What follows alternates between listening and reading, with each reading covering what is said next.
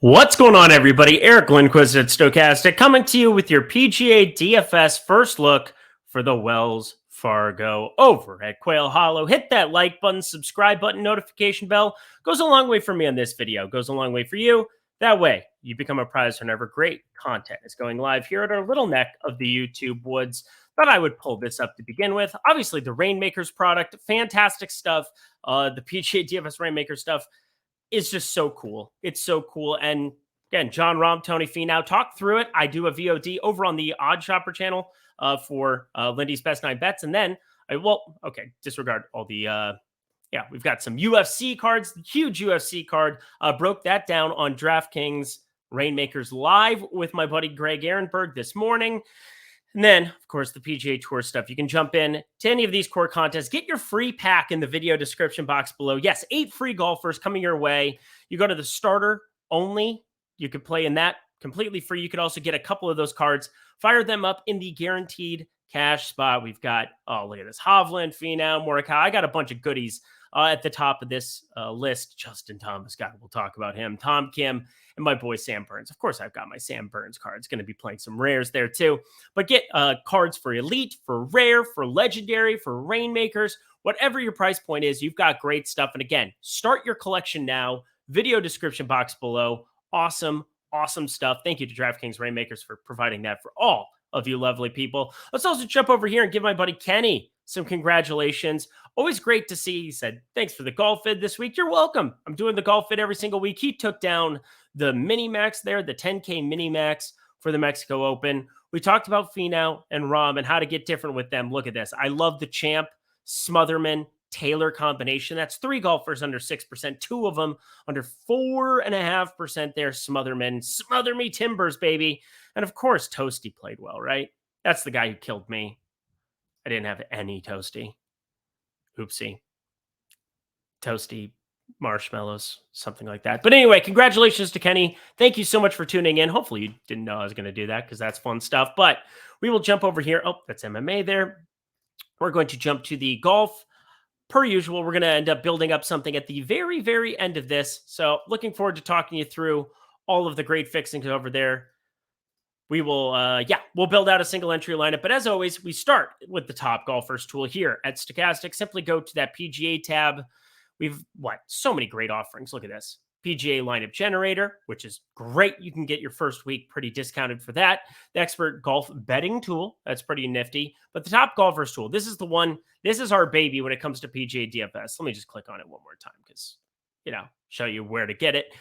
When you're at the top of this one, let it update, let it populate. But we've got a pretty awesome field this week, headlined by Rory McIlroy, who missed the cut at the Masters. Dude, what are we doing here? Why are you missing cuts? The Masters. Buddy, don't do that. And then you took Hilton Head off because you needed a mental health break. I get it. A lot of pressure.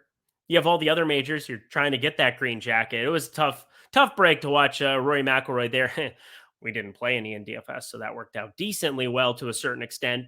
Had a little bit, but nothing crazy. Was way below the field, it would seem, in every contest for the Masters. Still, Masters was my worst week of the year, so we're not going to go bragging about that one. Thanks, Brooks Koepka and Phil Mickelson. Thanks a lot, pals. Enjoy Live. And you're just in Bangkok or something recently?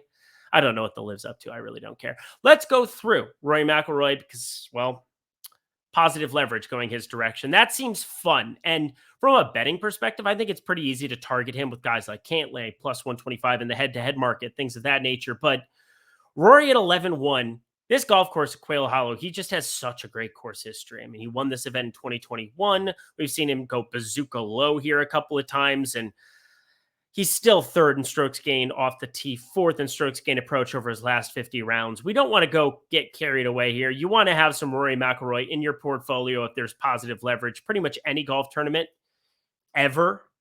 So just do that. That would be awesome. That's all I have to say about that. Xander Schauffele, the next guy who also has a ton of positive leverage, and I'm not sure what I want to do with him yet. He's sitting there at 10-7. Obviously, a little bit different than that of Rory McIlroy, not your bomber, so to speak. Oh, sorry, I went back to Rainmakers. Let me get out of that.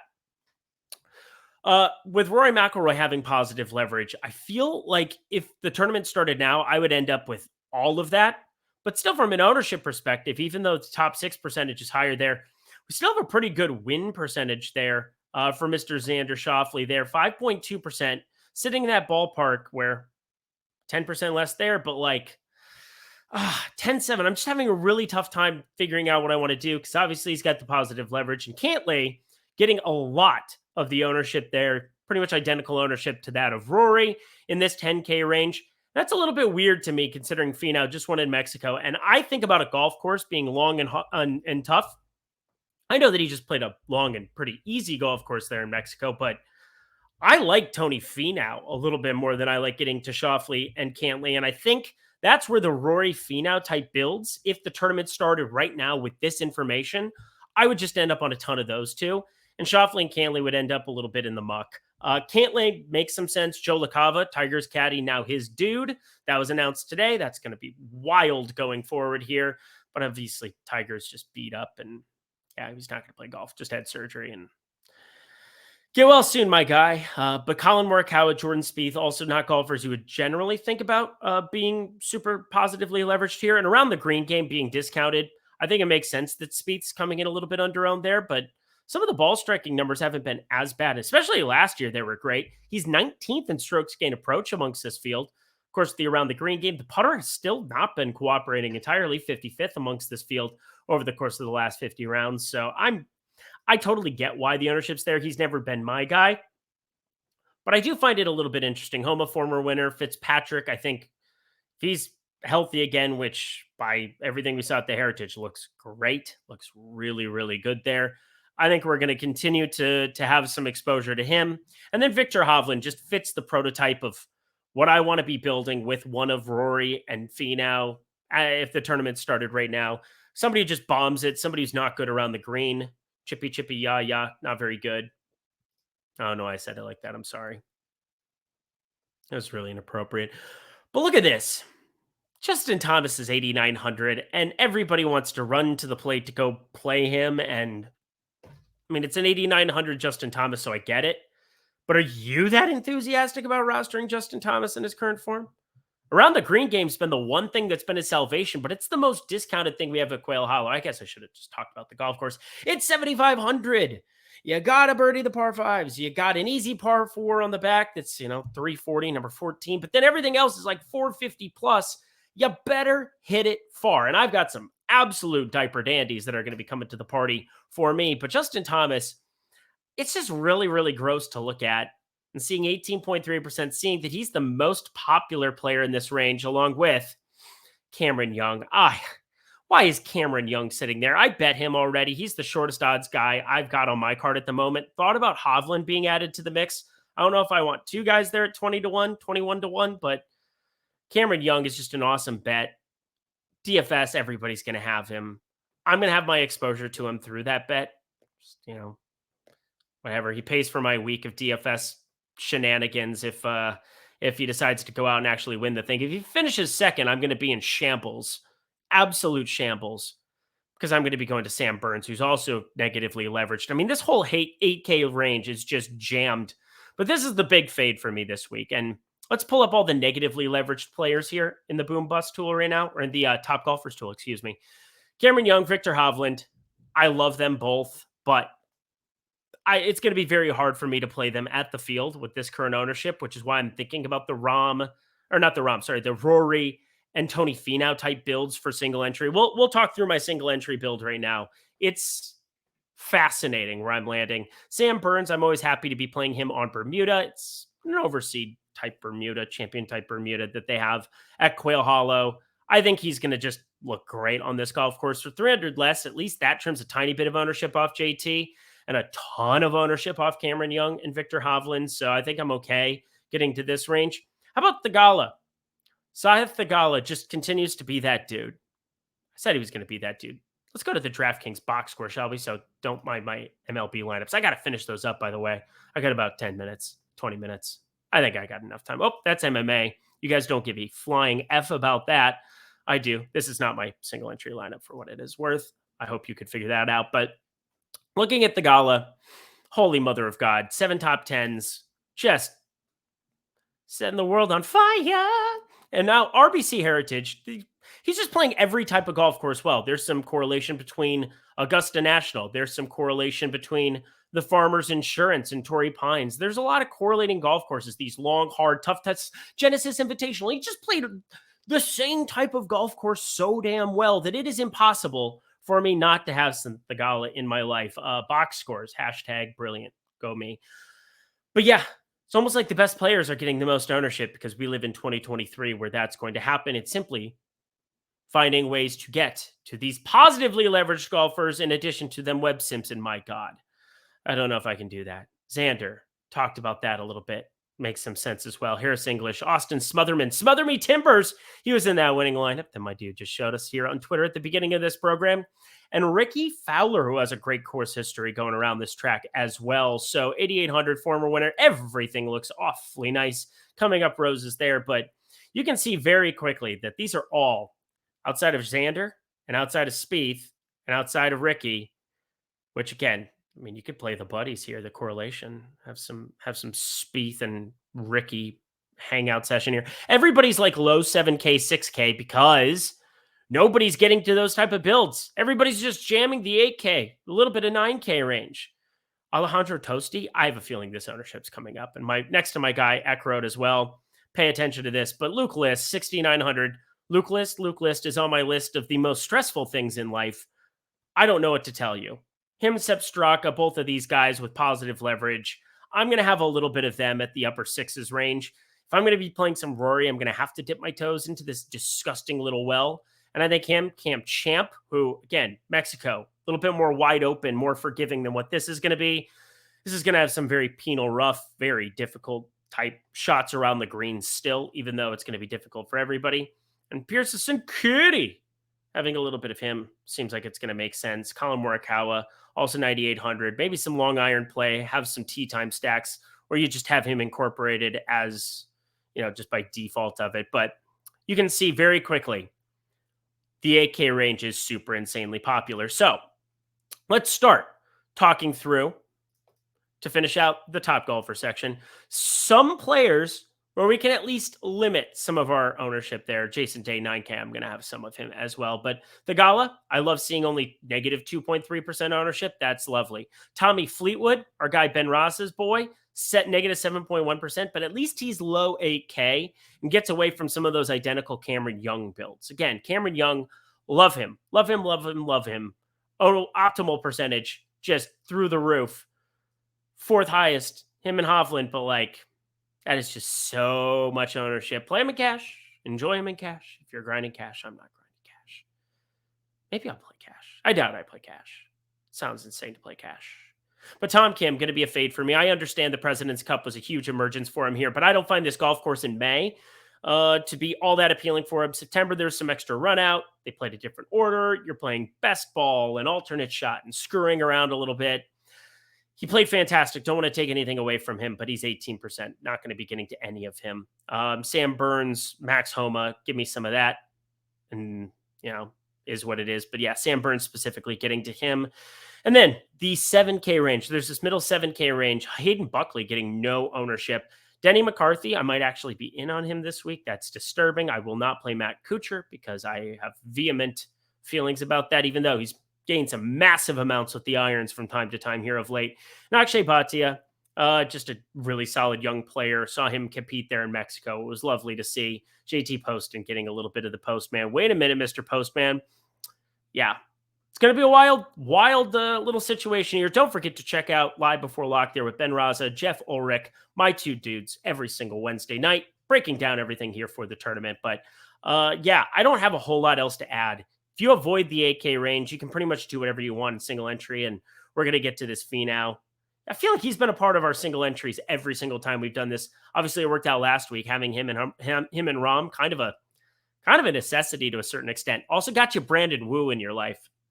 Saying, how many people talked about Brandon Wu at length last week? Well, you kind of had to because I thought he was one of the best players in the field. But let's jump on over, shall we, to DFS over at Stokastic and Fantasy Cruncher. Yes, friends, we always talk through a little bit of something here. And right now, Victor Hovland, Cameron Young, I think it's pretty clear cut. I will not want to play either one of them in the same lineup. I will just avoid one of them. So I'm going to be creating a group. If they beat me, they beat me. But there is going to be so much overlap.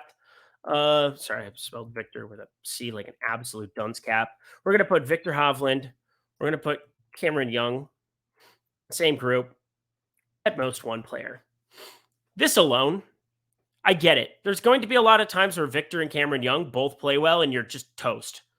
But there's so many good players in this field that I can't justify two players that are 30% owned unless I could do a qualification. Maybe we could talk about this.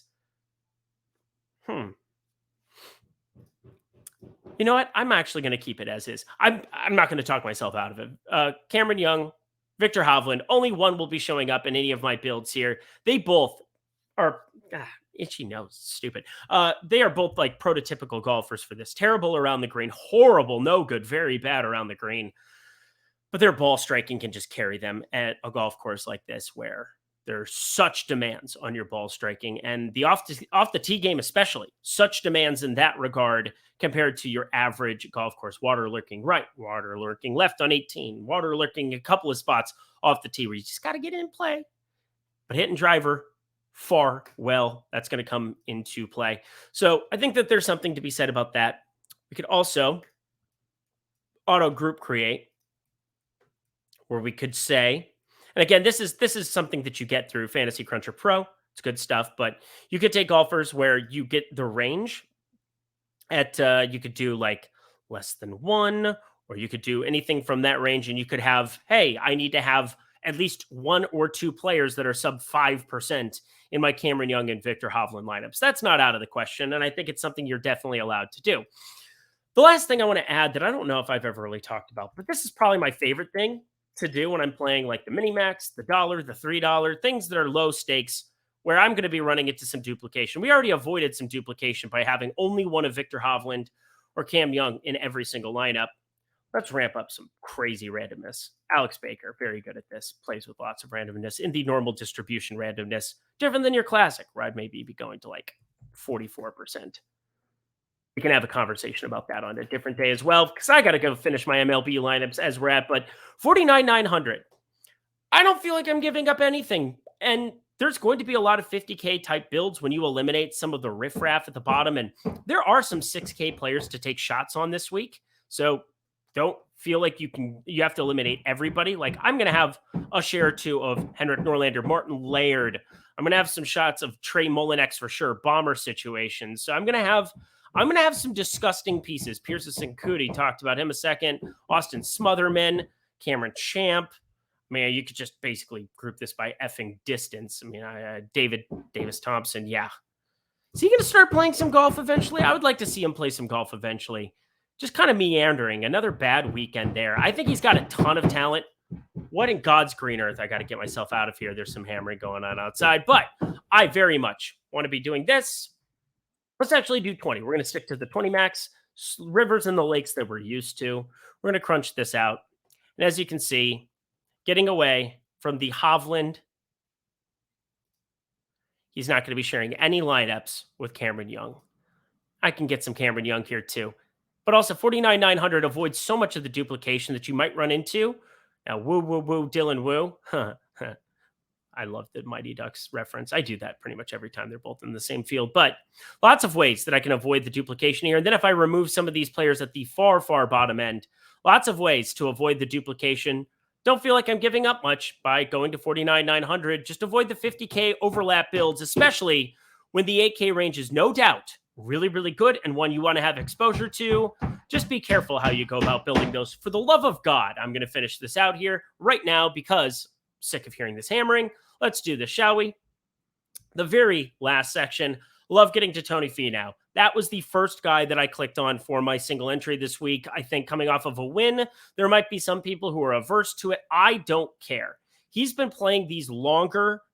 I mean, this is a very, very difficult golf course, but these longer golf courses very, very well. Look at the Farmers Insurance T9, Waste Management T14, Genesis T20. This is good enough for me. to click on Tony Finau when everybody else, Rory, I have no idea what to expect. I'm surely going to have exposure if he stays around 19-20% at this golf course. Xander, still making up my mind if I'm going to have any or not.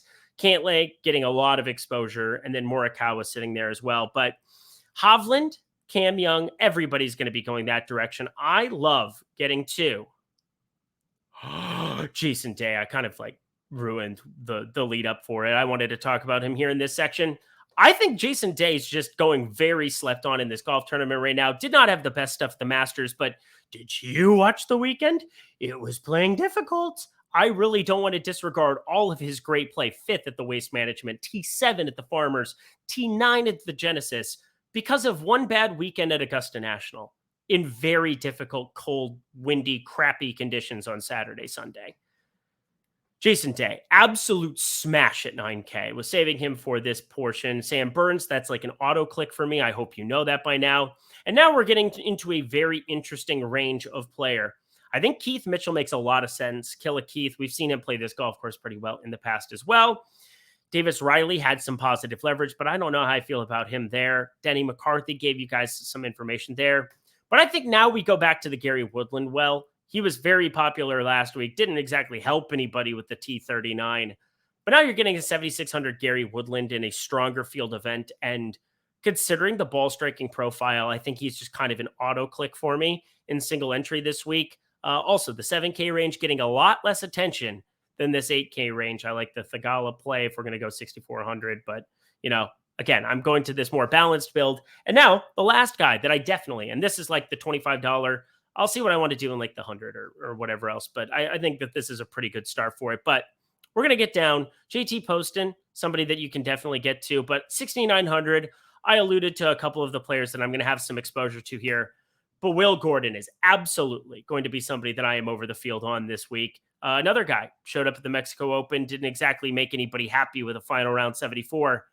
But he made me happy because I think we lowered our exposure. If he shoots 67 that final round, his ownership is through the roof.